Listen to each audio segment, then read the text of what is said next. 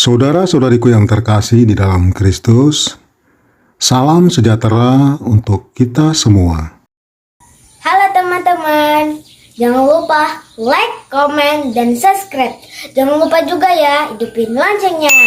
Selamat menonton channel Pak Aman. Dadah!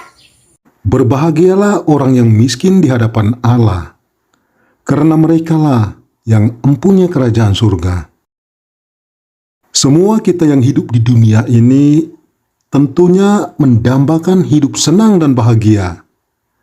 Yang miskin atau kaya, yang berpendidikan atau tidak berpendidikan, yang tua atau pemuda, yang tinggal di kota atau pedesaan, semua akan selalu mengusahakan bagaimana agar hidup mereka sejahtera lahir dan batin.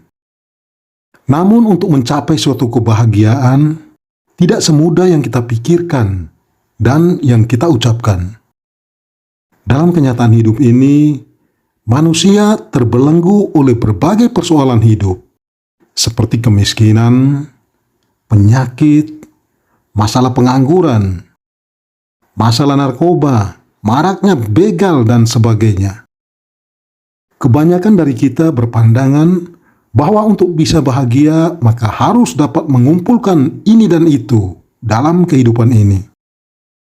Ada juga pandangan, setelah menikah, memiliki pasangan hidup, pastilah akan bahagia. Jika sudah punya mobil atau rumah, pasti akan bahagia. Memiliki anak adalah sumber bahagia. Itulah beberapa ukuran kebahagiaan kita sebagai manusia. Namun pendapat tersebut masih sebatas kebahagiaan lahiriah semata. Sebagai orang yang percaya dan menurut renungan Injil hari ini, kita disebut berbahagia jika kita diberkati oleh Tuhan.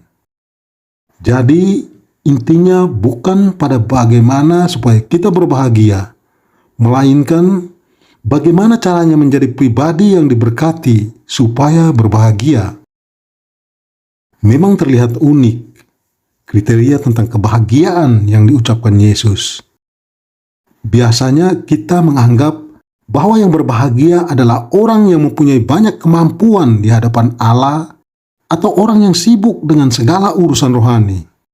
Tetapi Yesus berkata, berbahagialah orang yang miskin di hadapan Allah. Kita juga sering mengartikan bahagia itu adalah orang yang tertawa lebar.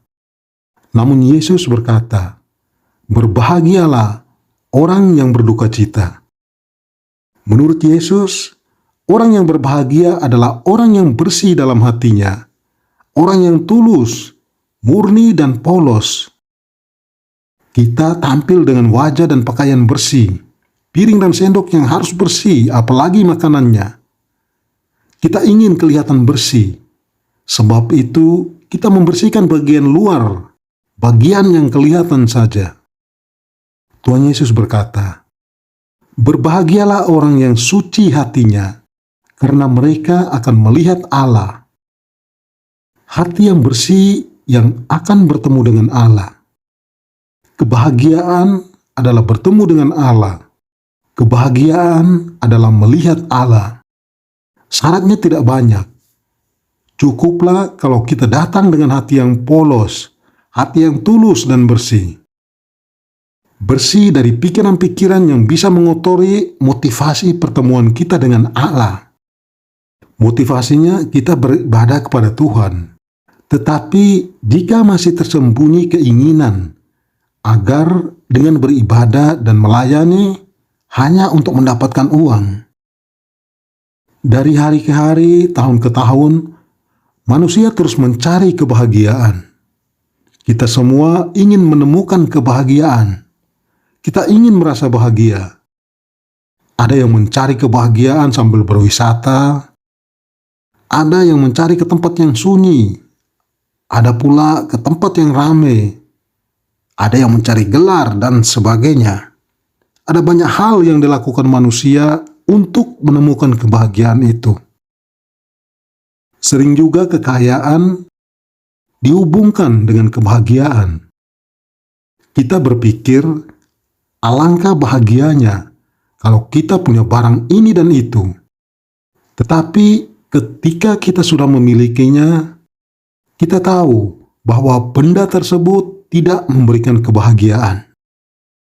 Saudara-saudariku yang dikasihi Tuhan, apabila kita ingin bahagia, milikilah kriteria kebahagiaan sebagaimana yang dikatakan Yesus dalam Injil hari ini, yaitu jangan takut miskin, jangan larut dalam duka, jangan takut dianiaya karena kebenaran, harus membawa damai, menjadi manusia yang lemah lembut, lapar dan haus dalam kebenaran, menjadi manusia pemurah, suci hatinya.